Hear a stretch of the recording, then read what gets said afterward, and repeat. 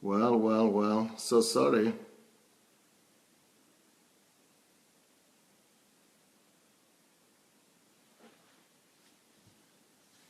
Oh,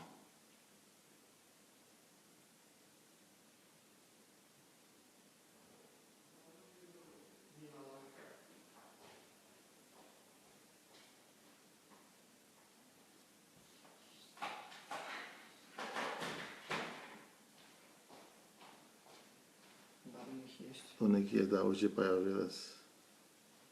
Уже появилось. Yep. I'm so sorry, guys. So sorry.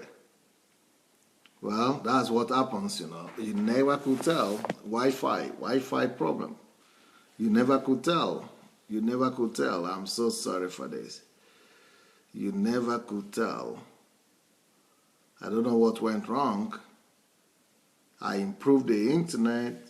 Everything was supposed to be okay, but you never could tell. You never could tell. Well, let's see how many people comes back. Let's see if anybody comes back.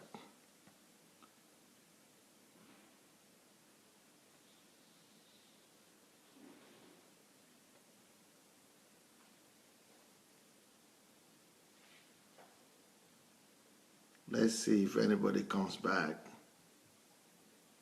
And we'll just take it from there.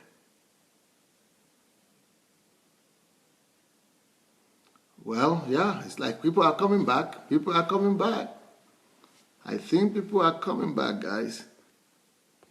I think people are coming back. Yeah, it's like people are coming back. Thank you for coming back, guys. Ooh, I almost got discouraged right there. Thank you for coming back. Well, don't worry. This message is going to go out. Internet is not going to stop us. It's not going to stop us. We're not going to agree with the internet to stop us. We are not going to be stopped. We are not going to be stopped. Yeah, welcome back, guys. Maybe you go and share the link. Let's go and share this new link so that people would know that this is the right one, because the other one is still going on as well, and so that they could come to this one. So let's go share this link, this so that people will not miss. They will not miss it, and they will be able to find us. Please go share this link if you don't mind. Go back to your share button, to your timeline, and share this link, please. I will just continue right where we stopped. I'm going to continue just right where we stopped. Right where we stopped, okay? So please go share the link. Go share the link, and we'll just take it up from where we stopped, okay?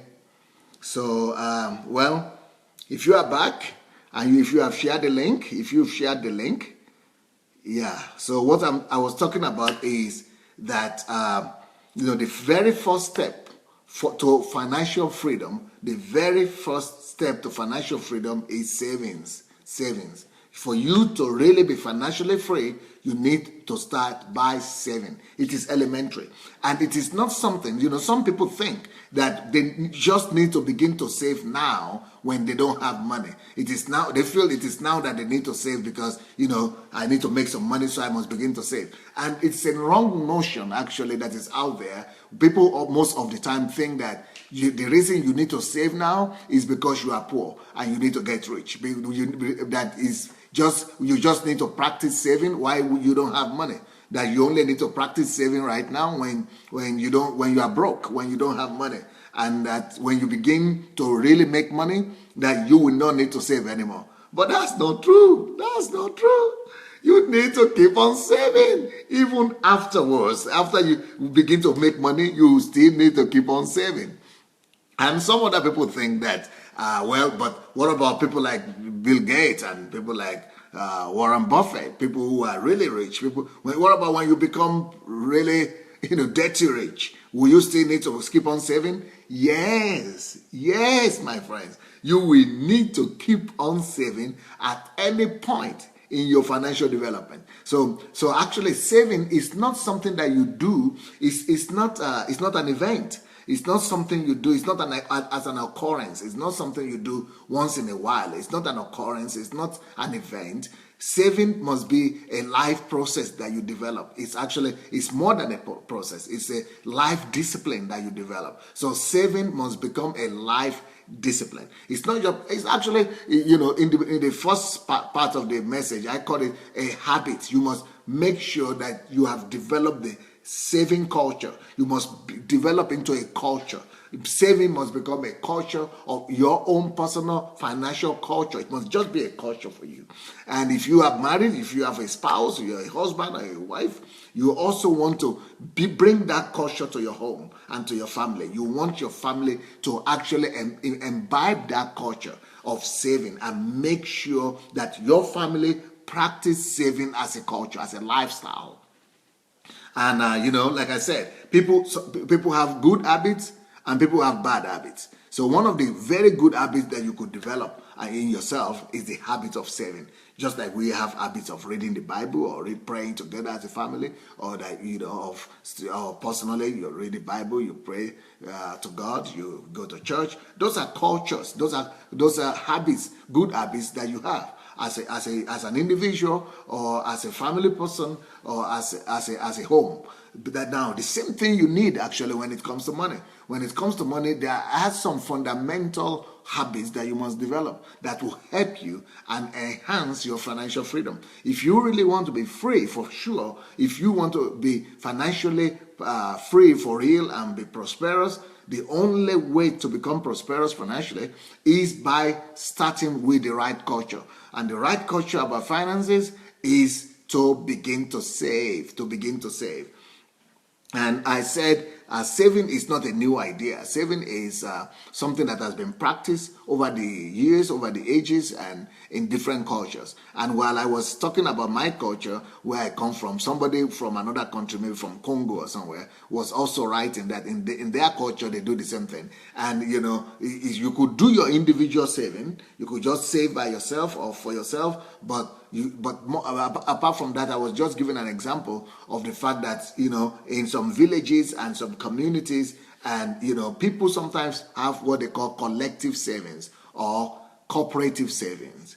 And what cooperative or collective savings is about is that people in the village, or some people have club, women club, men's club, or youth club, so just clubs. So people in that club come together and bring together a certain amount, but it must all be the same amount of money. So let's say $100, and I think that culture could still be practiced, but the problem is that our world right now is so unreliable and undependable that if somebody could take the money 1 month and then they disappear, they are no more there to contribute their own quota.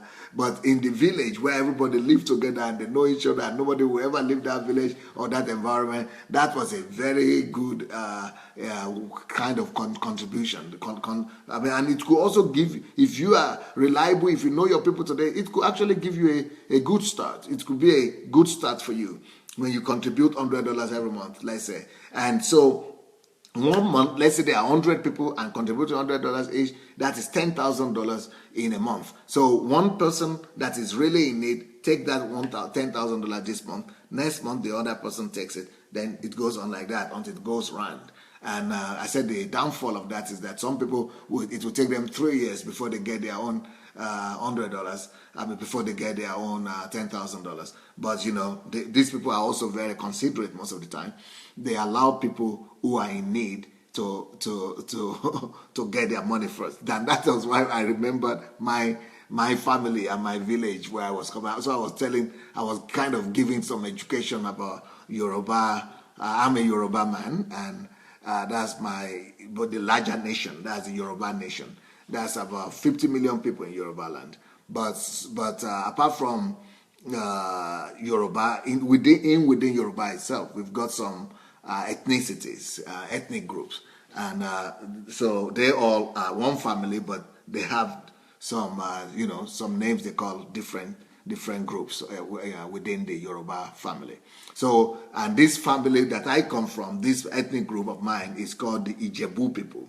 Ijebu people. One thing with the Ijebu people, they are famous and notorious for some not very good stuff, and at least that's the way the country looks at it, that they have some negative no negative flair about them, and especially when it comes to money.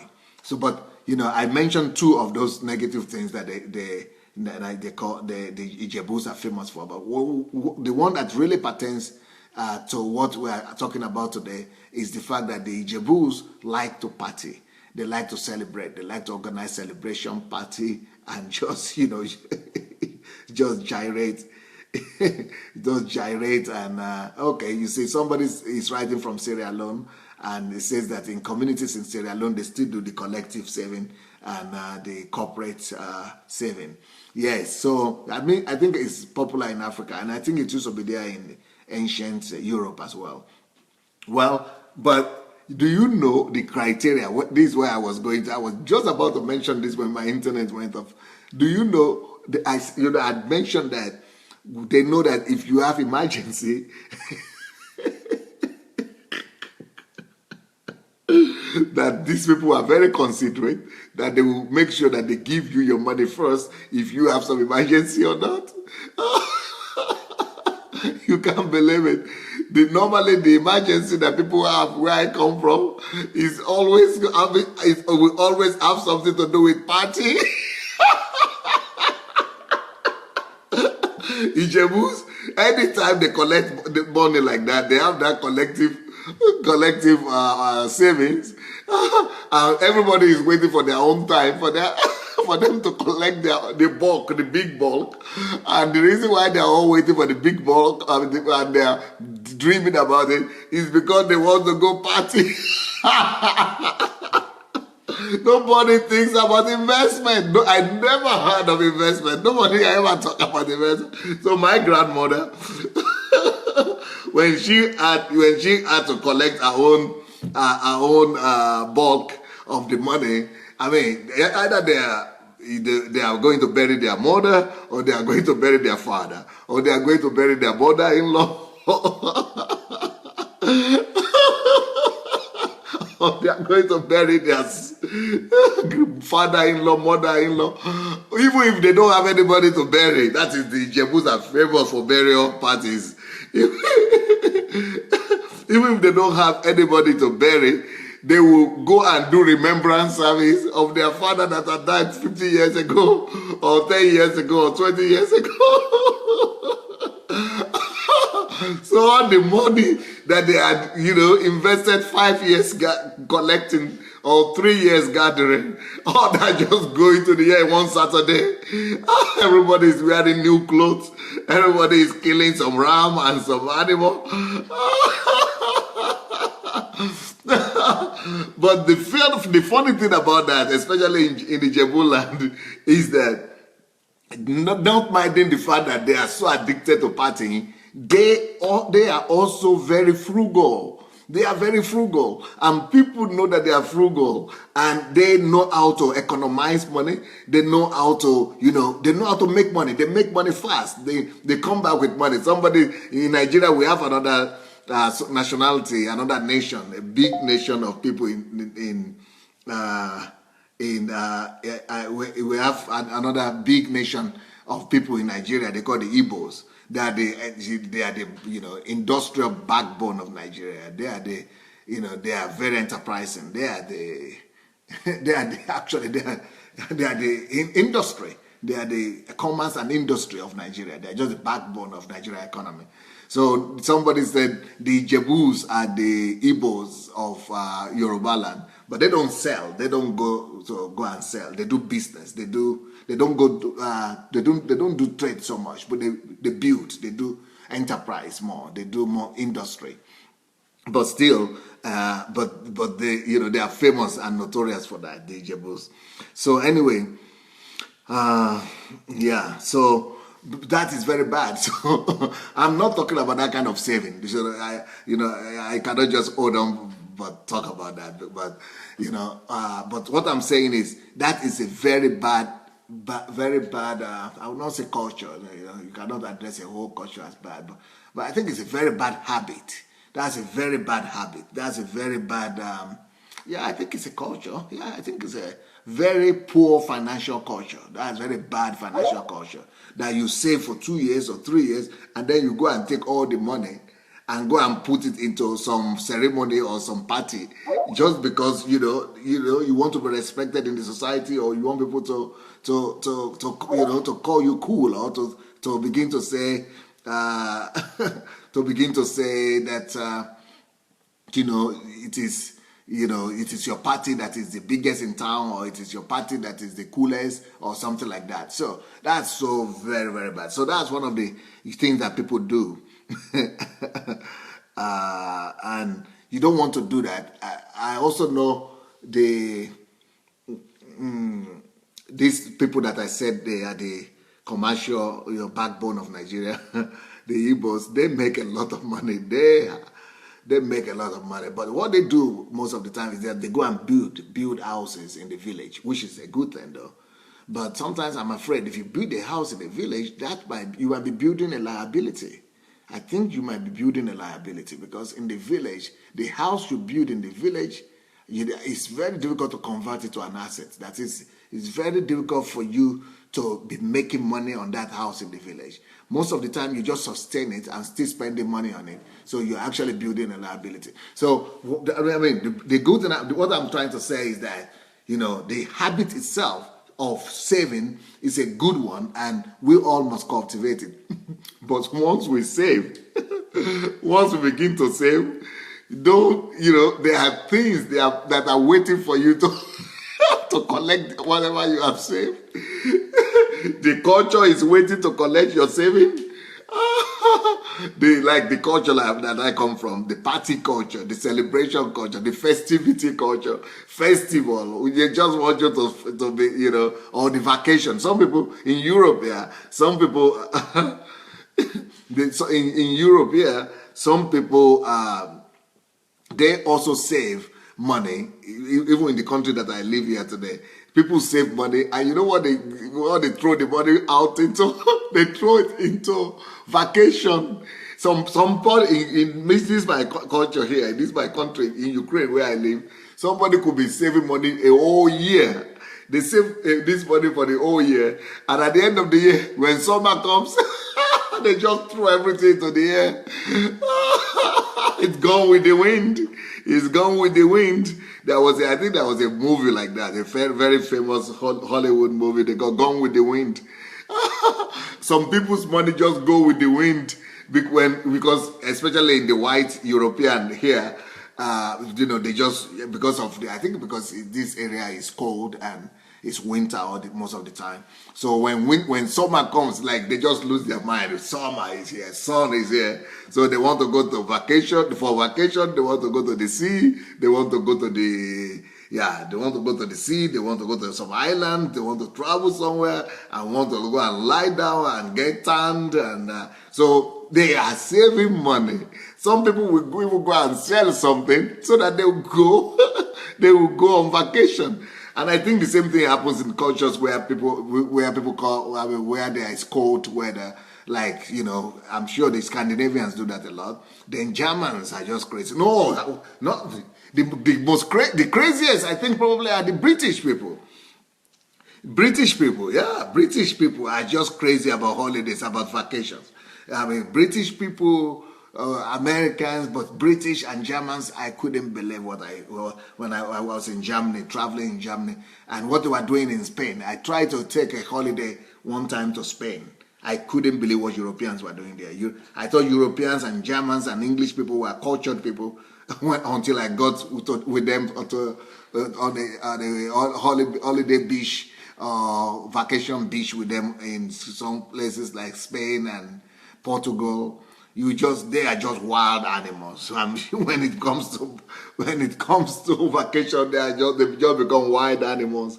But you don't want to do that. The point I'm trying to make is that there are things waiting to consume your money. There are expectations of the culture waiting to consume your money. There is the tradition of wherever you are living or coming from that is waiting to consume your money. There is the culture of the land that is waiting to consume your money. Expectations of people waiting to consume your money. And sometimes even the culture of your family, they are waiting to consume your money. So sometimes it's even no good. I mean, it becomes like, what is the essence of saving in the first place? And I think this is the reason why so many people don't save anymore. Or they save, but they know that whatever they have saved, and what would they, you have to use it up, and to go and, either to go and party, or to go and build some things, or buy some things. Some people save and just, squander it and buy the, cars and expensive stuff and things like that. So, but the essence of saving is not for you to show off. The essence of saving is not. Someone is writing, Lola Shorunke, I am both British and Ijebu at the same time. Oh, God help me.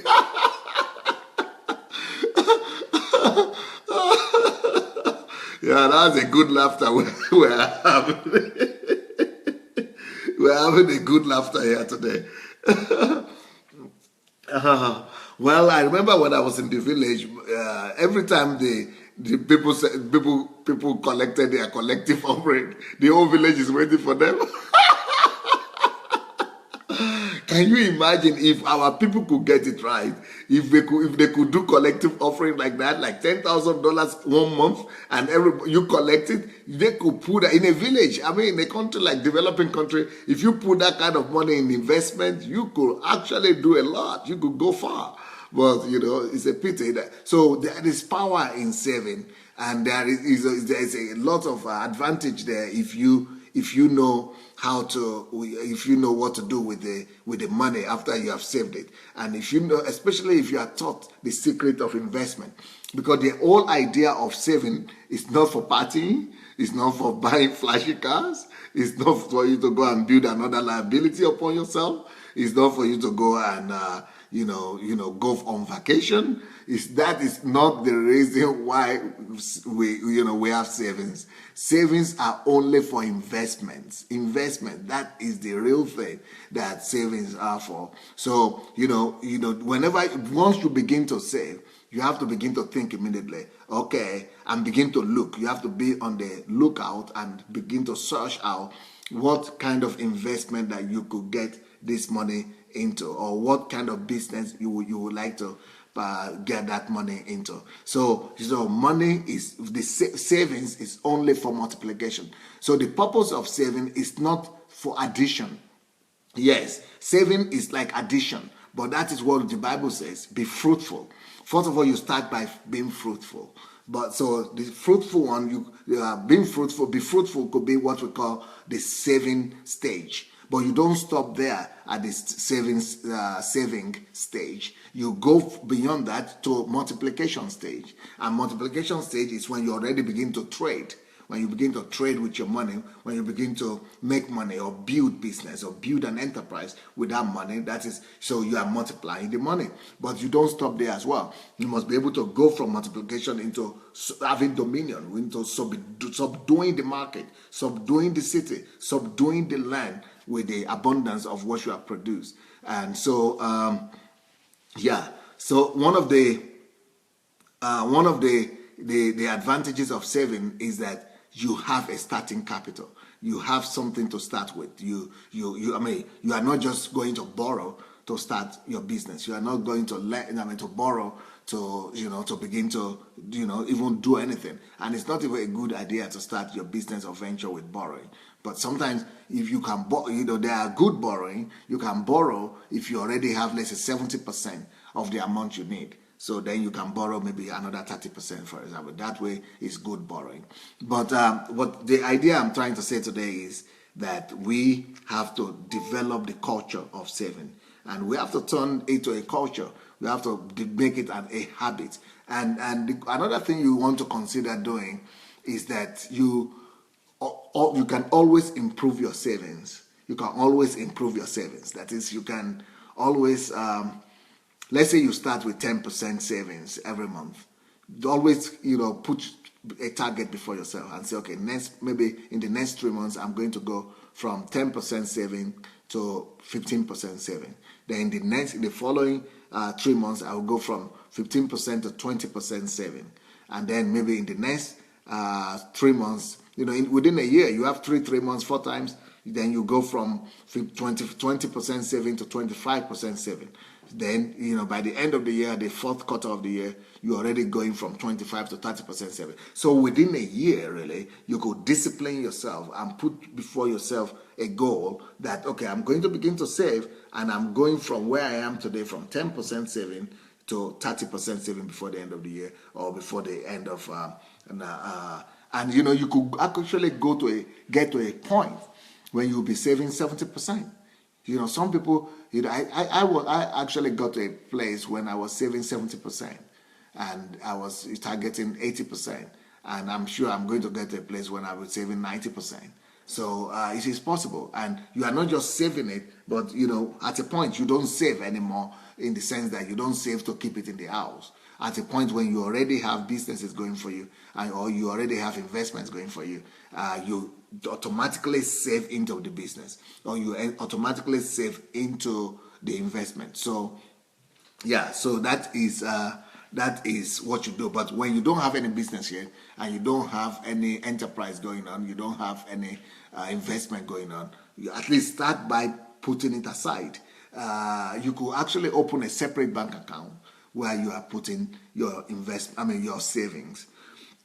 Or you could, I don't know how that idea about, collective saving works, but you could also, if you have a good saving initially, you could begin to put that saving into business immediately. Instead of you making the saving to wait for 3 months or 6 months, you could, if let's say you are saving $300 a month, you could look for what you could start to $300 with, and what you could begin to do with the $200, and begin to start some minor business, through that, and so you begin to multiply that particular seed that you have succeeded in saving immediately. Well, but I want to talk about. Let me talk more about this, about saving. A lot of us have excuses why we cannot save. We all know that. I'm sure we have all met those excuses. We have come across those excuses. Most people give excuse why we cannot save. Is it really true? If we are going to be frank with ourselves, are those excuses really genuine? And I think it boils down to discipline. It boils down to disciplining yourself, the ability to discipline yourself. You remember last week I spoke about Uncle Sam? The ability to set yourself free from the control of Uncle Sam will actually influence your saving. So if you didn't listen to that message on Uncle Sam, you go listen to it. I think after you listen to that message, you would like to begin to save very fast. And the other message you want to listen to is how the world system enslaves us. When you discover how the world system enslaves, and you know what is really behind most of our expenses, then you would like to begin to save after that. So if you don't have some of these recordings of my old messages, you could go to my blog, SundayAdelajablog.com, and all the messages are there in their order. Or you could go to my YouTube page, that's Sunday Adelaja Official, and then you'll see them in their order as well. So you need to help yourself. Just hold yourself by the ears and say, listen, I must save. And of course, even if you have, what about somebody might be asking me right now, what about if I have genuine reasons, genuine excuses why I couldn't save or why I cannot save? What are the genuine excuses we say? One, let's see the excuses that we all give for why we cannot save. One of the excuses says, top of the list on why we say we cannot save is because my income is too small. So there is nothing to save from. They will say there is nothing to save from because the income is too small. So let's say someone is living in the UK and says, I am making only £800. I actually saw someone like that one time, because that is actually below the ladder. To make £800, I think in the UK a month is too small. Yes, which is true. It's just like saying you are making $500 a month in the US. It's also too small. So, But that doesn't mean though that you still cannot save. Even if you are making the least salary in your country, and maybe you are even below the minimum income standard, and you are making very little money, you can still save. One principle that will help you to really save is this: it is not how much you make that matters. It's not how much you make that matters. Either it's big or it's small. It is not how much you make that matters. You know what really matters? It's what you do with that amount of money that you make. Okay, let's say you said, okay, if I'm making $1,000, let's just use $1,000 as the average. Let's say you are making $1,000 and you are saying there is just no way I could save. Why? My kids are going to school. We have a mortgage to pay for the house. I need to rent a house. We are paying for the rent. I have a car. I have this. And you all have these expenses, and you think my salary is too small, so I cannot save. It's not true. It's not true.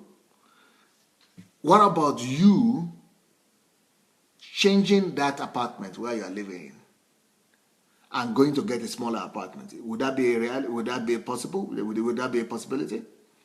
Because, I had to do that myself. When I started my church, I was working as a journalist on a television station here in Ukraine. And that company was paying me well. I was getting good money that time, especially when everybody around you was poor. And the company was paying me as a professional. I was one of the directors of the company, actually. So I had this big 3-bedroom apartment. And I was not even married.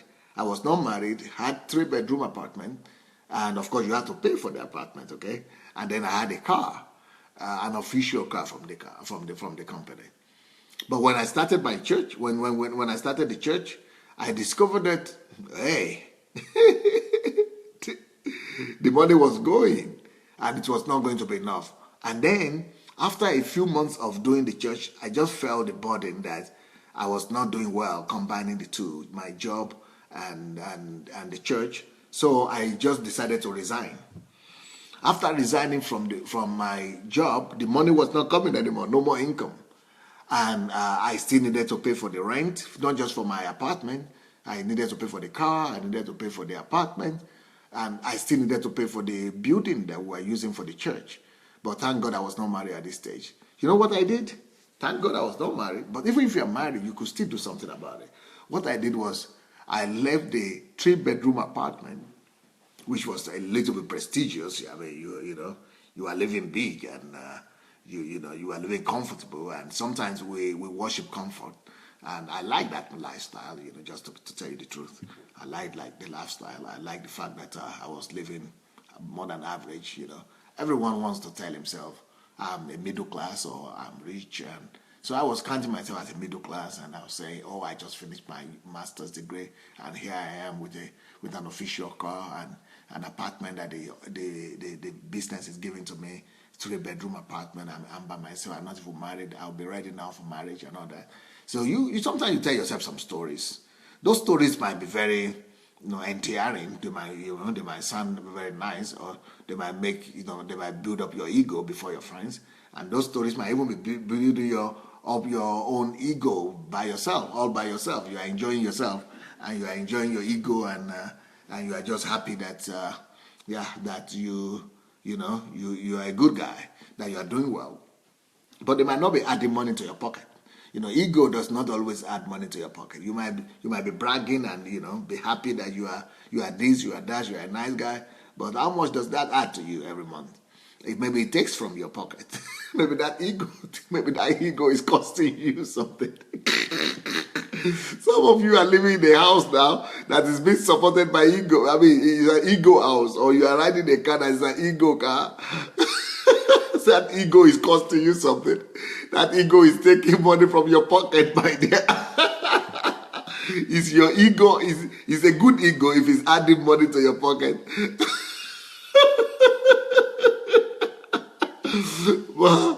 But if that ego is not adding money to your pocket, if he's taking money from your pockets, you better forget about ego.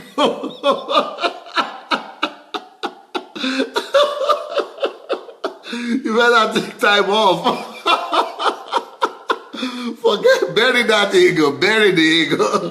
Forget about ego for some time. Come to your senses, come to your senses. So this is what I had to go through. So throw away the ego. I needed to face that.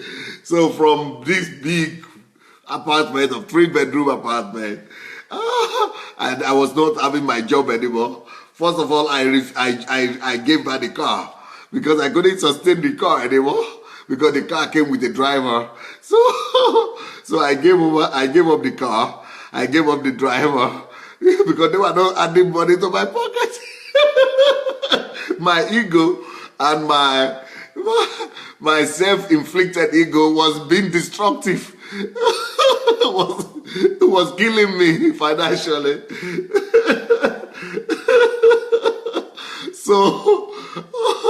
So I got rid of the car. Then I still stayed in the apartment for another month. Then I discovered that my savings were going very fast. So I said, hey man, I needed to tell myself the truth. So I went and gave up the apartment as well.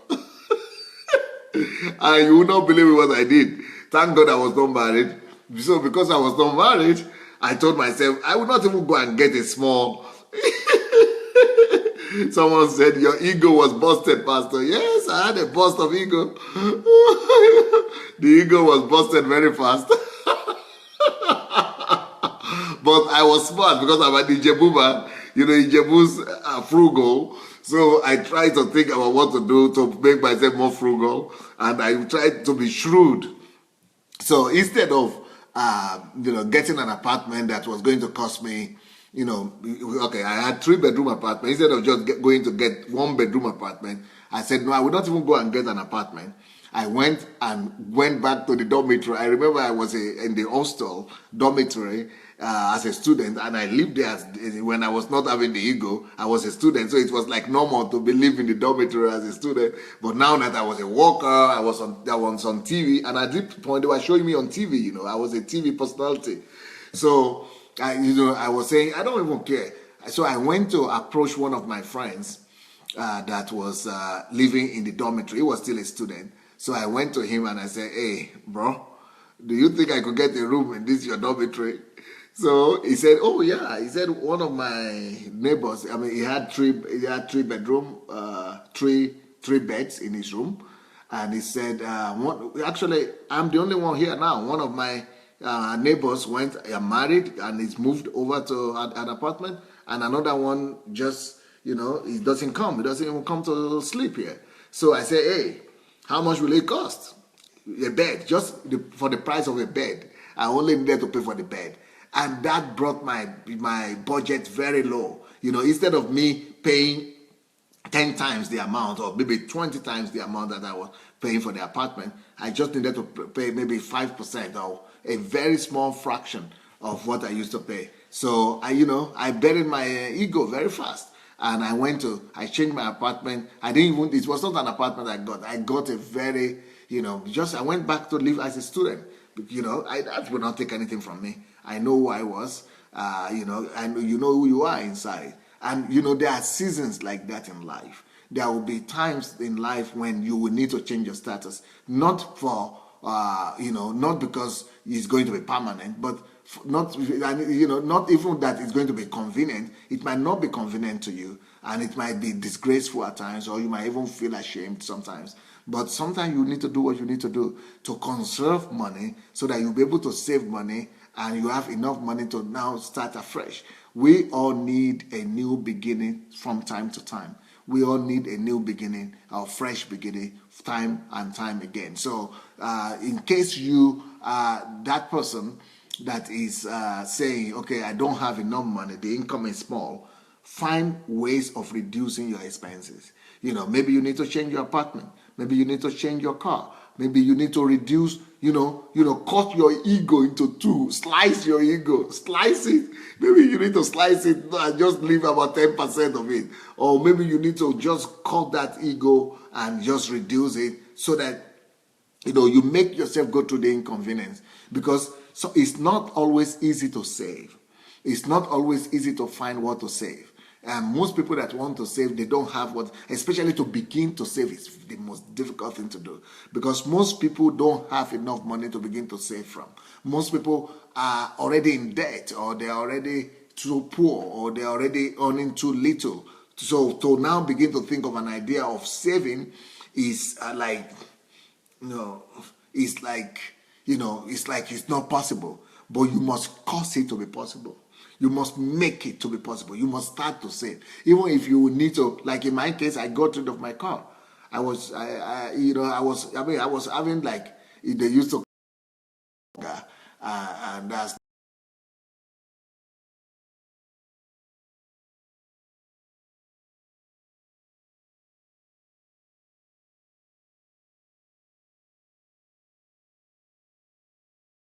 it was a liability. It was taking money from me. My ego was costing me too much. My ego was too expensive. So I got maybe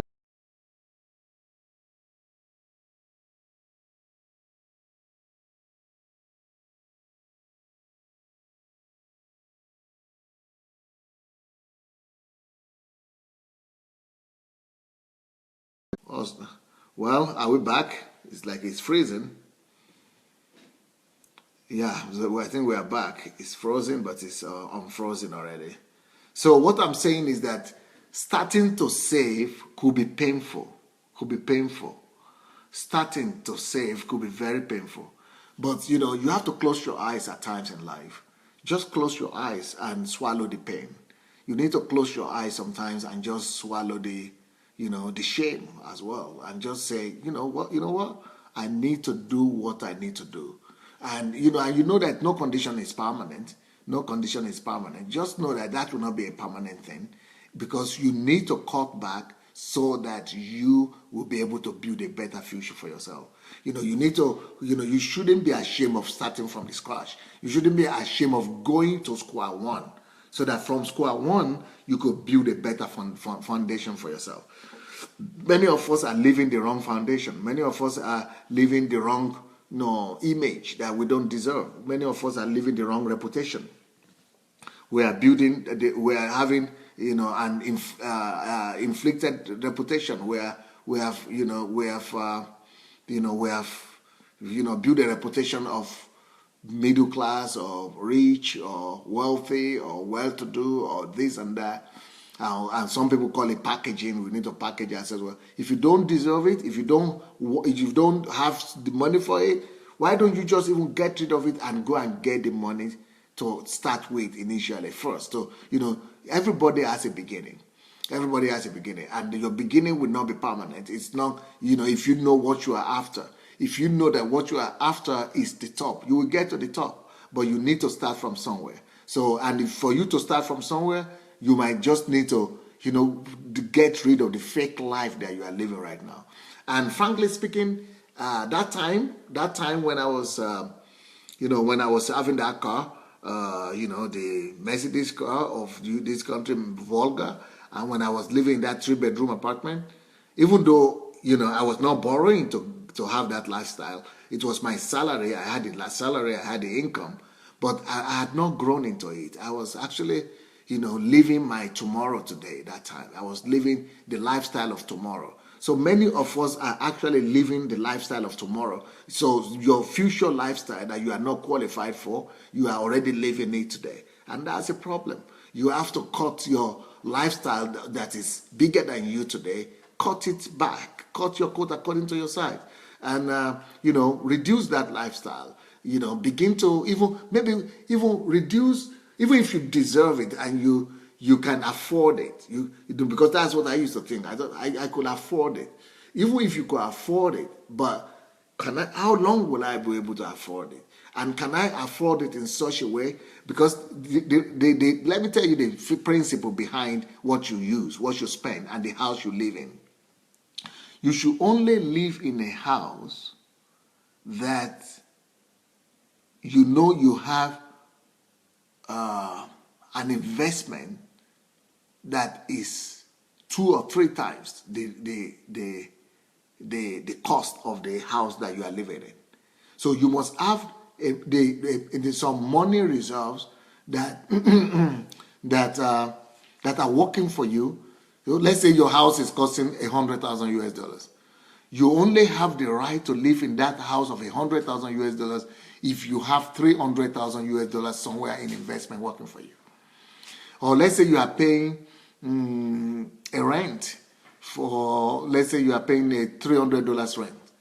If you are paying $300 rent for your apartment or mortgage for your apartment or for your house, then you must make sure that you have $1,000 working for you, which is your own money working for you in your business or in investment. That is, that is your money. But if you are living in a house that is costing you $300 every month, and you don't have an investment of $300, then you are living your tomorrow today. Or if you are living in a house of $100,000 and you don't have another $100,000 working for you somewhere, then you are living your future today. You are squandering your future. You are burning your future today. So in that kind of situation, those are the cases that will tell you that no, right now I need to cut my expenses. Right now I need to swallow the bitter pill of, speaking to myself, of humbling myself. I need to humble myself right now. I need to cut, let everybody say, because in our culture, I don't know how your culture sees this, but in my culture, where I come from, people tend to tell you, even Christian culture says this sometimes to people. People try to tell you that it's bad or it's a curse or is something, they kind of put some negative notation to it, that if you used to live at a higher lifestyle or used to maintain a higher lifestyle, and now you come down as if you are unlucky or you are cursed or you are or you are unfortunate or you are misfortuned, that he's so. Some people will even try to pity you. They will try to say, oh, wow, what a pity, brother or sister. Oh, this family, it's a pity. This family used to enjoy this lifestyle. They used to have this big house. They used to have this big car. Oh, it's a pity. What a pity it is that now they have to, cut their expenses, and now they are living in that small house. Or some people they will even tell you, oh, you used to live at the eyebrow area of the city. They used to live in that big house, in that big area of the city. They used to do well. And they think that you are not doing well. But I personally knew that when I was cutting my expenses and I left the big house to move to to just one bed, one room, not just one room, actually one, I was sharing a room with students and went to the dormitory. I knew why I was doing that. I was so sure that I would not remain in that dormitory. I knew I would not remain in that condition. I knew that condition was not. I knew I was doing that intentionally. I actually knew that I could afford to live in a better place. I could still afford to live, but if I go ahead and live in a better place, I will be shopping off my money of the future. Then one day that money will finish, and then I will still be forced to come to square one anyway. So I knew why I was doing what I was doing. I knew why I got rid of my car. I knew why I was now walking on feet. I knew why I couldn't afford a car anymore. People are saying, oh, you used to use this big car and now you are walking on feet. I knew why I was walking on feet, because while I was walking on feet, I was saving money to build my future. While I was living in that little dormitory, I knew I was saving the money that I was supposed to be consuming on myself, on my ego. I was now saving it for my future. So I knew, I was suffering temporarily right now because was building towards my future. So don't ever be ashamed and don't ever be embarrassed by the fact that you need to suffer some losses or some reduction in size or some slicing of your budget or slicing of your lifestyle or even slicing of your ego temporarily, especially when you know what you are after, when you know that slicing is saving you money, is keeping money in your pocket, and you know what you are going to do with that money later on. You are going to use that money to get wisdom. You are going to use that money to get investment. You are going to use that money to build your future. So it is actually worth it to save today, rather than to live big today and then don't have a future tomorrow. It is preferable to save today, not to have the flashy and beautiful lifestyle today, to suffer today so that you will live big tomorrow. So don't be afraid of suffering today. Don't be afraid of depriving yourself of some comfort today or some pleasure today, so that you'll be able to live better tomorrow. Tomorrow is still better anyway. It's better to think of tomorrow and to build tomorrow. You need to build your tomorrow. But unfortunately, in our culture today, many people say, you must enjoy today because you don't know what will happen tomorrow. That is a wrong philosophy. If you want to enjoy today and spend all your money today, then you will not have it tomorrow. You will not have it tomorrow. Your future will not, your children will not have it tomorrow. Your family will not have it tomorrow. But it's better to deny yourself today the comfort of today so that you'll be able to have the benefit of tomorrow. So that's one thing you want to think about. Your first step to financial freedom is to do anything possible. To begin to save. You need to begin to save. And you, like I said, somebody said, "This is great deliverance you are doing to me. Thank you, man of God." Yes. Yeah, because, and I was glad. Let me tell you how that story ended. I was glad I did that. So I think you need to know the way the story ended. Okay, I didn't have a car, and I never had another car till I had built a church of 2,000 people. And I'm so glad I did that, because the money that was supposed to be going into the fuel, into the oil, into the maintenance of the car, repairs, I was using it to do evangelism. I was putting all the money, because that was my business, Church was my business. So I was not selling and buying. I was not doing business, money business. But I knew that church, if I could build the church in a way that enough people will come to the church, if I would deny myself now and put all the money in doing advertisement. So I was putting my money to do TV program. I was paying for TV program. I was, you putting my money in TV. So by the time, the money was, going to, expose me to the country, to the community, and more people were coming. The church was growing. I was still working on foot. Even by the time I was having 1,000 people, I was still working on foot, and I still didn't have an apartment. When I had 2,000 people, I still didn't have an apartment of my own, and I still didn't have a car.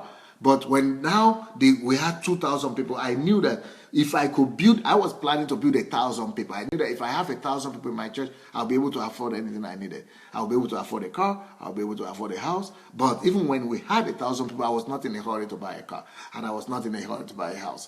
I still kept on putting that money back into the church, back into growing the church. So now when the church was 2,000, now we could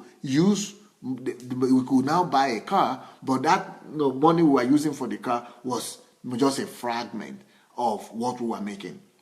So it didn't cost us any much anymore. It was not painful anymore. It's unlike what I would have done before. I would have been using my last money to ride. I would have been riding on my last money.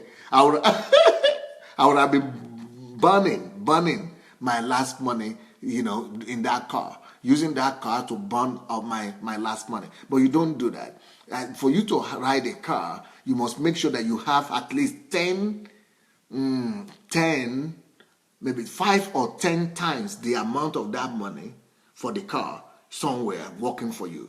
Maybe not just in saving, but in investment. So if you have let's say you have a car that is costing $10,000, so you must have $50,000 working for you somewhere.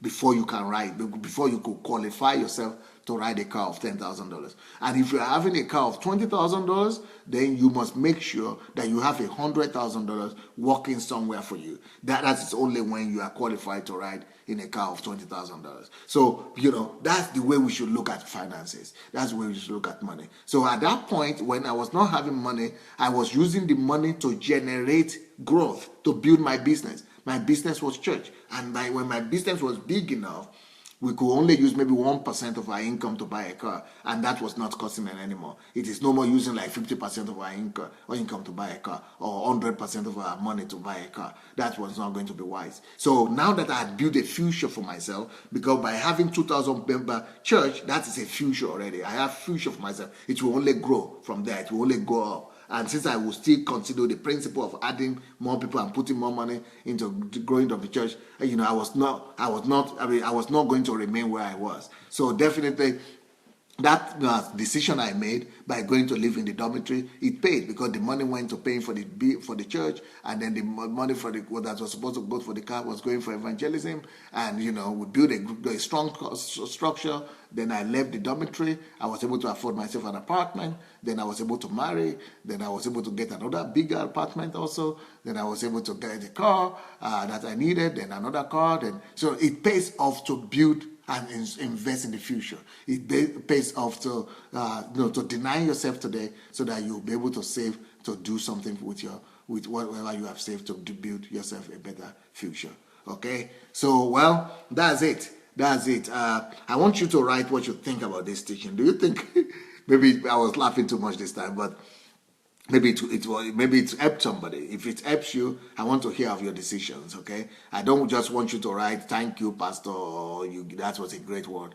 You don't need to praise me. I'm okay, but I need to hear your decisions. I need to hear your decisions. What this teaching has done to you or for you. Do you think this is blessing you? Do you think it's helping you? Do you think the teaching is what you needed or what you need?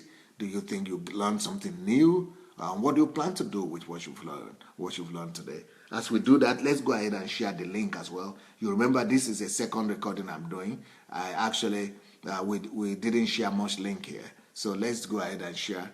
Please go back to your timeline and share the link if you can. Or if you have a share button under your video, share the link, please. Let's share this link. It could be a deliverance to somebody else. So, but meanwhile, I want to see, nobody is writing anything. Nobody is telling me what they feel about this teaching. Did you get anything from it? What are you planning to do? What are your decisions? Normally it's Kike Lomo that writes something. She is very constructive. But I'm not seeing her comments yet. Okay, maybe they are still writing. I guess people are still writing. Oh, Kike Lomo wrote something here already before. The fight is real. The battle of my ego is a challenge. I will overcome. I pray so. All of us have to overcome that battle of our ego. That's Kike was writing that. Kike, I will die to serve daily so that I can make sound financial decisions. Making sound financial decision is called a shrewdness. So you are going to be shrewd like a Jebu lady now. Kunle Ajala said, make a new budget every month, cut up your credit cards, pay off your debt. Yes, that's one of the things you could do. Yeah, we are going to talk more about that tomorrow and this week. Layo Charles Emmanuel said, thank you, Pastor. The practicality of the message is the most exciting thing about it. Thank you for not just telling us what to do, but showing us how to go about it with all the examples you gave. Midian Souza said, I need prayer. Oh, well, whatever your need might be, I pray with you and I agree with you right now. I pray for total deliverance, victory, blessing, and whatsoever that need is, God will fulfill it. He will answer your prayers and He will fulfill your need right now in Jesus' name. Amen. Clement Osuho says, Clement and Elizabeth, I think, you are very sincere. God bless you. Thank you. Well, that's about me. I need to hear what you are going to do with what you learned. I don't want you people to write about me. I want you to write about what you are going to do with what you learned. Or are you learning anything? Did you get anything or not? Blessira says it's helpful. Okay. Kazim Ahmed says, it makes me feel I have really wasted a lot. Oh yeah, that's what it made you feel. But what's going to be your decision? What are you going to do after that? Otome Justin says, I thank God for people like you. These teachings you share with us are beyond what money can buy. They are words of wisdom from a father to his children.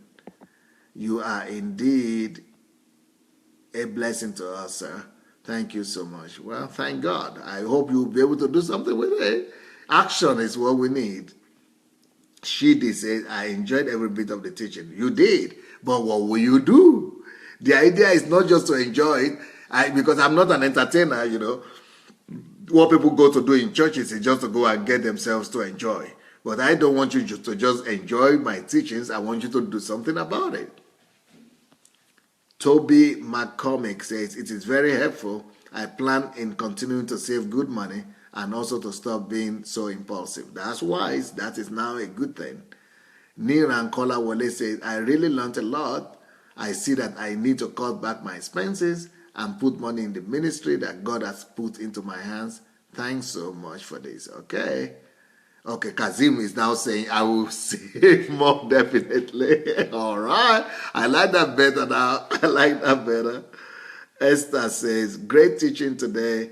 I will start saving with immediate effect, though it's tough. Yeah, but if you can cut your coat according to your size, if you could slice your ego a little bit, you might just have something to save. Oladapo Phillips said, I have to dijebulalize. You are Dijebuba too. I was thinking, what word is that? Dijebulalize himself. But there are some of the good things that the Jebus have is that they are frugal and shrewd. So you need to learn that and then do less party. Kunle Ajala said, list anything that is losing you money, that is causing you to lose money, and figure out how much you are losing per year. This can include credit card debt, your mortgage, and any loans. Subscribe this number from the first number. The number you have now represents your net worth. Thank you. That's a good exercise to do. That's from Kunle Ajala. Then Esther Kuganja says, decision. Ego has cost me a lot in the past, but not anymore. Bye-bye, ego. Welcome savings and investments. That is brilliant. T. Mark says, Pastor, I have already swallowed my ego. Kike says, oh, yes, so like an Ijebu lady now. Evangelist Claude says, I was living my tomorrow today. Now I'm planning to live my today and save and invest for my tomorrow. That is brilliant. Now we are talking. Now you are responding the way I really needed you to respond. Osheja Austin says, real life story with tremendous joy and undeniable progress is embedded if you live a simple, humble beginning, not spend for status sake and peer pressure. Yes, I came to Lagos about 4 years and deliberately refused to rent a house in areas of 1 million naira and above. In 2 years, I have built a mansion of my own comparable to any standard in the world. Wow, what a testimony. What a testimony. That is a good one. Brilliant. I have to applaud for you for that. I have to clap for you. Brilliant, brilliant. And that goes ahead, a long way to confirm what I'm saying, that the brother that wrote that actually cut his coat according to his, he didn't eat his tomorrow's money for today. He didn't live in the house of tomorrow today. Now he's living in the house that he deserves now after he had denied himself yesterday. Bena Lahiri said, I learned today how to save. Good. Obadare Shegun says, can taking up an insurance policy be a good way to say or to save? Okay, can taking up an insurance policy a good way to save? I'm tempted to answer you, but I don't want to answer you right now. because I'm going to get into that later on. But maybe I should just answer it. Maybe you will not be here next time. Don't bother about insurance until you have enough to spare. First of all, build some wealth for yourself before you begin to buy insurance, because insurance policies most of the time make the people rich. It makes the insurer rich, not you, because they are going to work with your money and make a lot of money out of you. Tatiana Shigrin, I need to save money all my life when I am still poor and even when I become rich. Yes, that's a good lesson. Phyllis Meek says confirmation of upcoming what? Topics or shops? I don't know what that is. Emilov says it's a blessed word. Okay, thank you. Olukayode Ekundayo said the teaching is a confirmation of my past decisions. I had to cut my ego in the past. Thank God. Obina said, I've already swollen my ego. I've already swollen my egos, or swallowed my ego, I guess. Obi Ojimadu says, ego is a self-destructive instrument. We need to cut our size according to our code. I need to take further Ijebu lessons.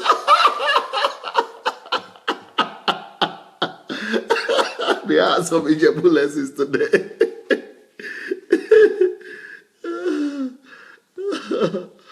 Wow.